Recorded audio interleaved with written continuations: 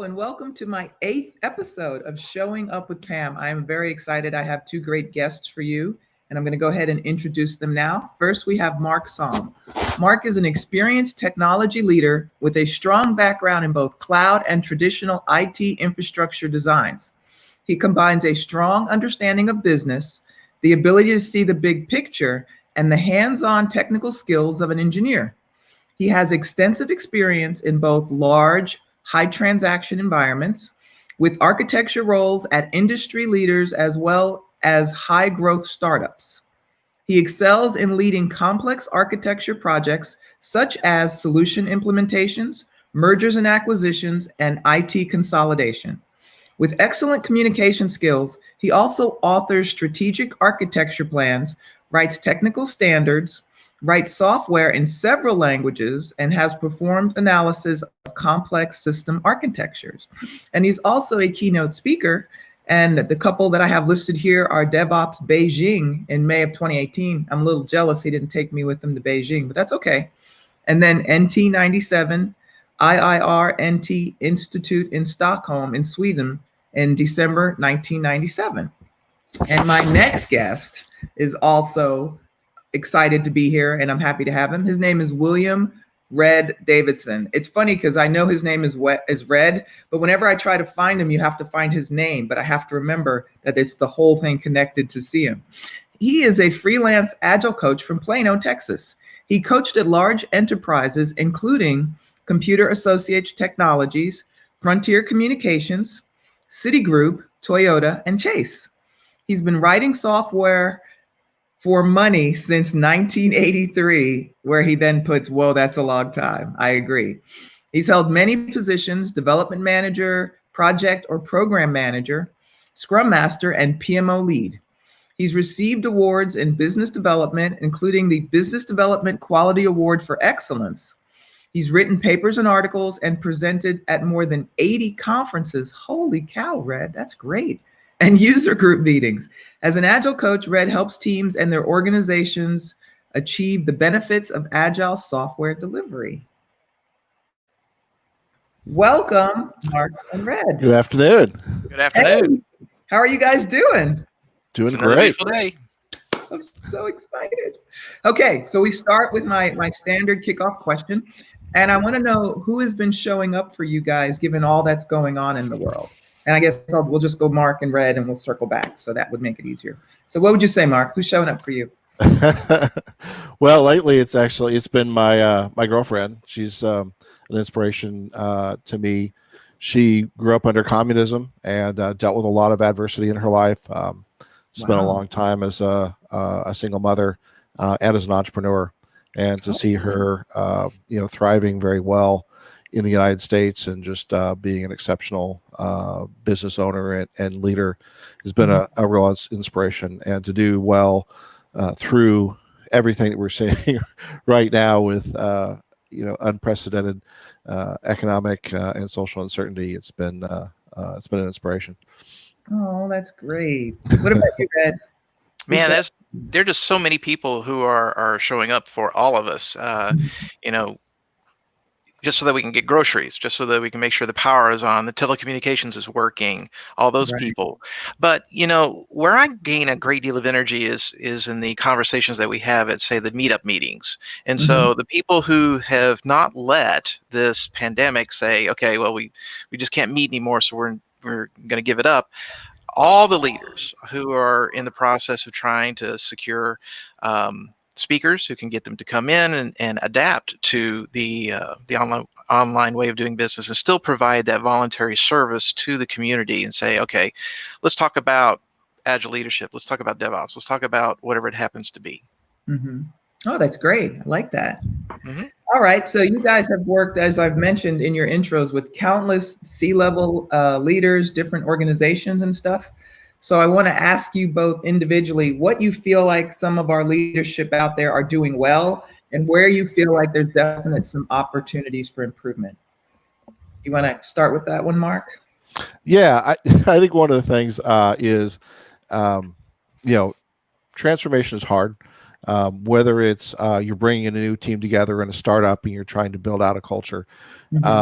or you're in an existing organization and you're trying to move that. And I think we're beginning to realize a large part of successful transformation is around behaviors and culture, right? A lot of times that people culture that you build up is what results in either positive outcomes or negative outcomes, how you interact with people, and so how communication happens throughout the organization. And that's really hard to do when you've got work to do, right? You're trying to just get through the day. And I think that's where a lot of these methods, Rod is one, and there's some others out there that allow you to begin to kind of chip away at that problem is really critical. But I think that's just hard. And I think that's the biggest challenge that faces C-level leaders. Okay. What do you think, Red? Basically it's the same thing as Mark. The number one problem is the opportunity. There are just so many opportunities for us to change the world, and some of them are waiting for permission. There's a new CI coming in, therefore they have to wait and see what the new guy says before they actually move forward. I know I'm supposed to be in charge of the transformation, but I have to wait for my director to tell me it's okay to do this thing before we actually do this thing. There's just a lot of fear in some of these very hierarchical organizations, and I just don't see the higher levels of leadership enabling folks to move forward, to experiment, to try things, and at the end of the day, learn from it, and then broadcast that learning through the organization. Okay. Yeah, I'd agree. Okay. So 2020 has definitely been an interesting and unusual, and I don't even know what adjective to use at this point, but way different than we expected. So what I'd like to ask you is kind of maybe what your biggest lesson has been so far in 2020. What do you say, Mark? Wow. So I'm not going to claim to have any prescience, but I will say that I had a feeling for whatever reason, and I ended up seeing some sentiment charts from last year Q4 in terms of spending and savings, right? Indicating that there was a lot of concern as to what was going to happen in 2020. And it's interesting. So I don't claim any kind of special knowledge, but I had a feeling that 2020 was going to be challenging in the business environment. I had no idea what that actually meant, right? What we're facing now in terms of a total transformation in terms of how we do business, that actually like work from home was going to become not just a way of doing things, but almost an imperative. I guess that it's the reminder that culture and the environment around you can change, and oftentimes does change in catastrophic and unexpected ways, right? We see that in the earth and things like geography, right? We see indications of, hey, at some point, we have this Grand Canyon that was created, and geology is telling us now that didn't happen over millions of years. It literally happened over a very short period of time with massive amounts of water coming through, right? So you see that kinds of thing, the flow of things through society can just move much quicker than you're able to really react and fully understand it. I agree. Doesn't happen often, but when it does. Yeah, indeed. What do you think, Red? I'm really surprised at how resilient people are. So, especially we're lucky enough to be in the area where knowledge work is allowed to be done at home. So many folks were able to continue doing what they've always done. It's just a little bit different. You have to find a way to adapt and get the job done. The big question now is for big companies. Revenues are definitely coming down. So that means budgets are coming down. So that now it's the challenge of those who in the traditional product set mentality. I've only got so much budget. It's getting smaller. So what is the most the largest imperative that I can execute that will return the highest value return, whatever that happens to be? And so it's going to be interesting to see how companies do pivot as they go into this world. We thought we were only going to be in this for a couple of months. It was going to blow over. Everything's fine. Now we're thinking it's looking like 9 months, a year, maybe longer before we really get through this.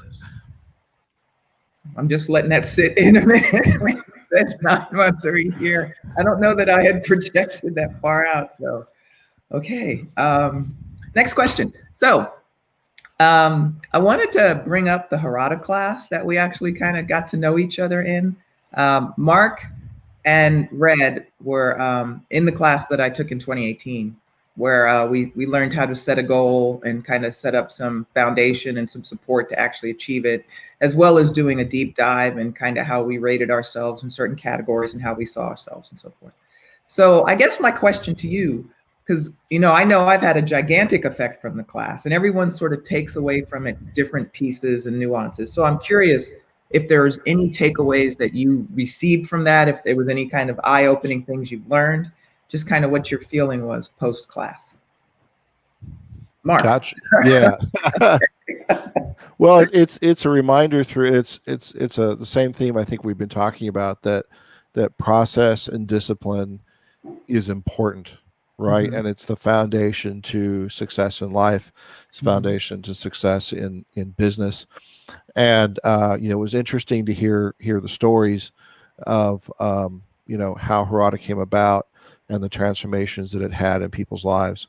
Mm-hmm. And I think that that's such an amazing, important story that it doesn't matter who you are, where you come from, if you can learn how to discipline your life, Mm-hmm. starting there with the smallest unit, which is you. Mm-hmm. You can Mm-hmm. literally change the world. Great. Huge. Yeah. All right, Red, what do you say? To echo that, whether it's the Harada method or the 4 disciplines of execution, they all talk about you have to have that goal and you have to make daily movement towards that goal. And if you're not doing that, what's the point? Harada is very prescriptive about how are you doing this on a daily basis? How are you doing this on a weekly basis? These check-ins. And so it's a way for you to self-monitor. And the question is, will you be true to yourself? Will you be honest with yourself and say, I had that piece of pie when I really shouldn't have? You got to have that kind of discipline, Yeah, bring up the and pie. take it from there. And the thing I love about Harada is that it talks about the whole. It's not just your business goals; it's also your personal goals. And if I remember right, it's slightly skewed towards the personal side. Mm-hmm. So it's making sure that when you're achieving your goal, whatever that happens to be, you're also taking care of yourself, mental, physical, emotional, all that stuff. And I really like that part. I like that. So my next question is, I'm curious as to why when we went around the room and we talked about our goals and I had the courage enough to actually mention mine, why you guys were like arms up volunteering to help me. What kind of was the thought process in that? Because I remember the stunned look on my face where these guys are like, oh, you can come do this. And I thought, why are you helping me? So what kind of inspired you to do that, Mark? So I loved your energy. I mean, I saw that number one, that what Nigel was talking about really resonated with you, and I saw that you were kind of at a I think a point in your life where you're like, I really have some things I want to do, Mm-hmm. and now I've got a framework in which to achieve some very, very difficult things.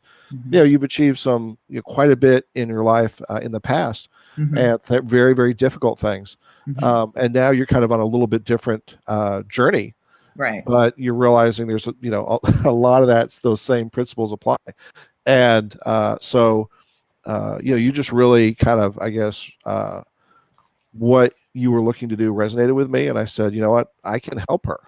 I would love to I would love to help her, and especially for DevOps days, for someone to kind of come in and share a personal story with that kind of energy.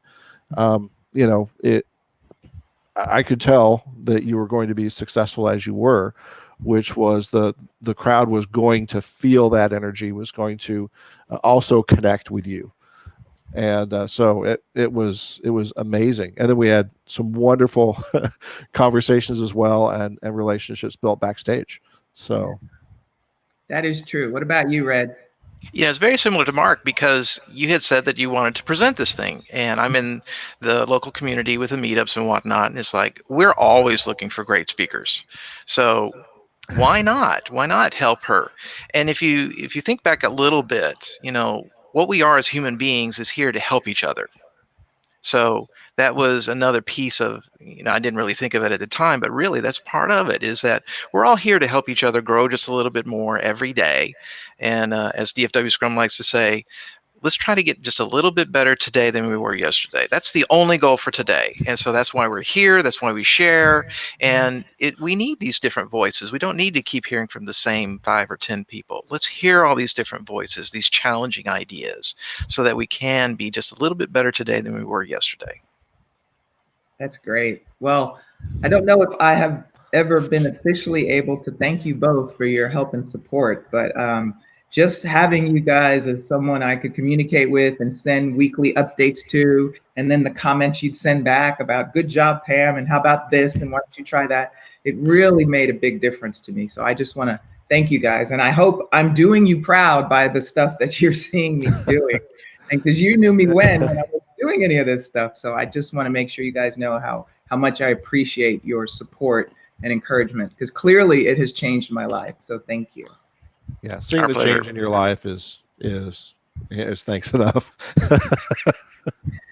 So Been tell me, glad to follow you, and particularly on LinkedIn and seeing everything you're up to. So well, thank you. So now I'm curious. I know we talked about who's showing up for you, but what gives you peace of mind now, Mark? What kind of renews your faith and makes you feel a little bit kind of able to be calm at times and relaxed? it's just been my faith. I know God's in control. Okay. Things can get pretty scary, but for me, I have promises from Him, and that allows me to know that in the long term, everything's gonna work out. But you need to focus on doing the right things on a daily basis, and making sure that you keep your head right, and you focus on continuing to do what you're doing. You may need to change how you're doing it, but I think that whole issue of humility and service, but doing so with wisdom, where you're not being taken for a ride by others, finding that balance. I mean, that's just what you continue to do, right? I like that. That's a good answer. What about you, Red? I think I've been fairly upfront with people about this. About a dozen years ago, I got a cancer diagnosis, and it was the kind of get your affairs in order. You got 4 to 6 months left. That was the kind of prognosis I had. Wow. And so, having experienced the miracle of coming through that, leaning on my faith and leaning on the faith of the medical system. So when the doc says we need to do X, Y, and Z, it's like, okay, that sounds horrible, but all right, let's go. And having come through that, it's sort of given me a brand new way of looking at the world. We are here for just a very short moment in time. Yeah. So why you spend your energy on these petty little things? Let's worry about the bigger things in life. Some people refer to that as legacy. So what is it that you want to leave behind? And maybe it is touching just one person in some way. From time to time, I am surprised by the people who come forward and say, you did this for me and you really helped me. It's like, I had no idea. And so I think it's one of those things where if you just are kind and generous, then you'll sow seeds that you had absolutely no idea. All right. I've got one more question for you. And then if you have any questions for me, I will let you ask. And otherwise, I will let you enjoy the rest of your Saturday. What would you say is your greatest inspiration? Where do you think that comes from? We'll go with you, Mark, because I can see you're trying to figure out the answer. No. I was, it's always been thinkers that go against convention. And some of my most inspirational thinkers have been people that started out with a very different worldview than they have now. Okay. And someone that was an early I guess economics and philosophy guy that influenced me was Dr. Thomas Sowell. and he took a very radical Marxist view of things. Right. And he took an honest look at the world, and he said, "I'm wrong." And I've seen that again and again and again with philosophers that I appreciate. Mhm. They start with a worldview that's completely um, opposite of where they end up, and they're willing enough to say, I was wrong. I was thinking about this in a very different way, and I went and I looked at the world, and I did my best to be honest about what I saw, and then I'm not afraid to talk about what I see. Right. And I think that that's something that is truly a foundation of Western culture. I think that that's one of the most important things that we've been brought forward as a heritage and a gift.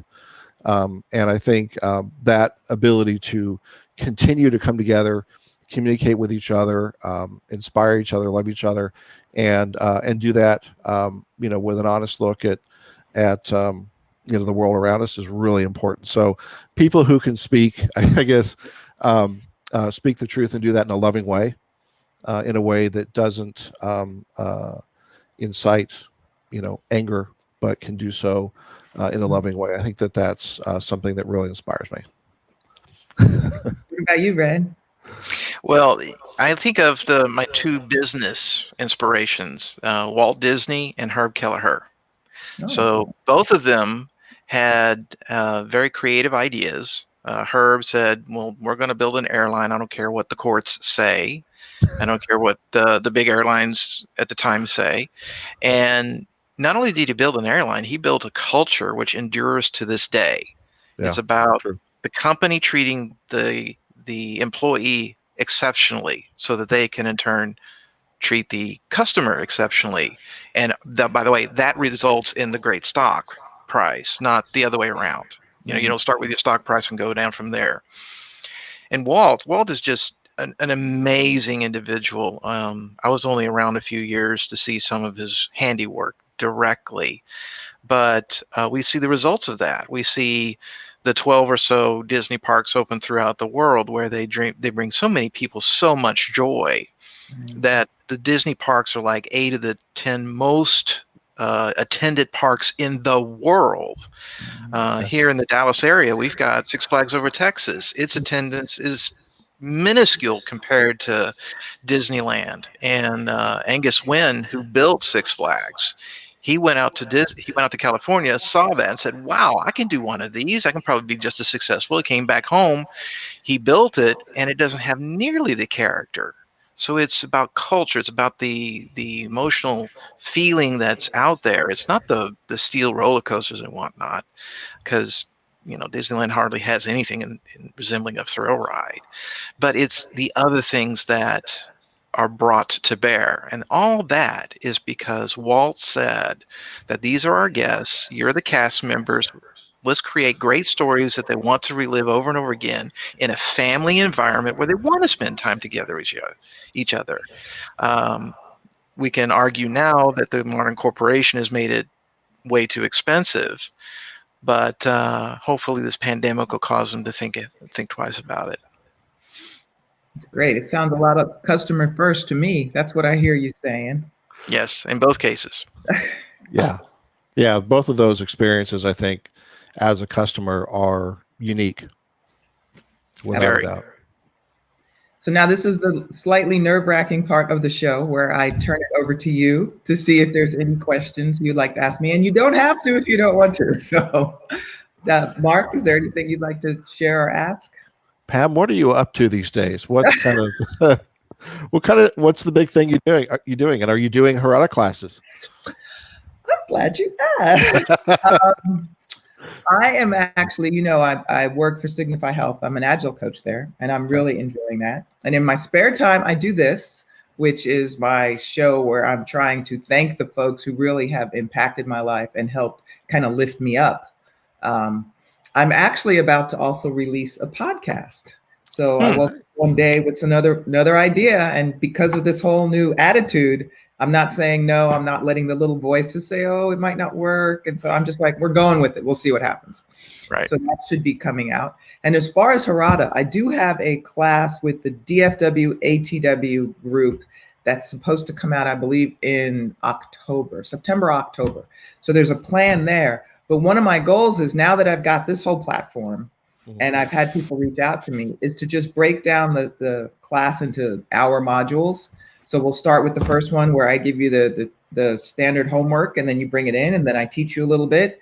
We talk a little, and then I give you homework, and then you leave and you come back in a week or so. So that is my plan now, to actually create that. And now is the perfect environment, so everyone is used to doing webinars and training online now, to try to put that together. So that is a work in progress. So you guys need to ping me and say, hey, Pam, where are you in class? Because you know, when I have that accountability factor, I show up. So I don't want people who support me to be disappointed, and I don't want to disappoint myself. So that's what's in the work. All right. Did you have anything you wanted to ask, Red? Or did that cover it for you? That pretty well covered it for me. And I was thinking about what is the coolest thing you've done in the last couple of weeks, something like that. But I'm kind of figuring, in this pandemic, cool is not what we're talking about right now. Well, the one thing I did that I'm proud of, and it has nothing to do with work-wise, but I've had couches for the longest time that were really beaten up, and the main support beam broke. So, you know, when you sat, you fell to the inside. It was very uncomfortable. And I finally, once things started opening up, decided I'm buying new couches. So I bought a nice sectional where you sit in the family room and it's so comfortable. And I cannot believe the joy I feel just in sitting on a couch and not, leaning forward and just being comfortable, because we have to spend so much time at home now. And so now to actually have something where I feel like this was a great investment. I'm really glad I did this. And my son loves it. He sleeps out there sometimes. He likes it so much. So, it may seem very nice. Just getting a couch has brought me so much joy. All right. Well, again, I just want to make sure you guys know how much I appreciate you and how grateful I am, because if it wasn't for the high level of coaching and accountability that I had, I'm pretty sure none of this would be happening. So I just hope you can look at that and say, I remember Pam when she wasn't like this. And it's nice to see that, things are going. So I just want to make sure you know how much it means to me and to thank you. Well, congratulations. The work is yours, although we're here to help any way we can. Thank you. Yeah, Pam, very, very excited to see you continuing this journey, and glad I can be a small part of it. Thank you so much. Thank you for showing up. You betcha. Absolutely. All right.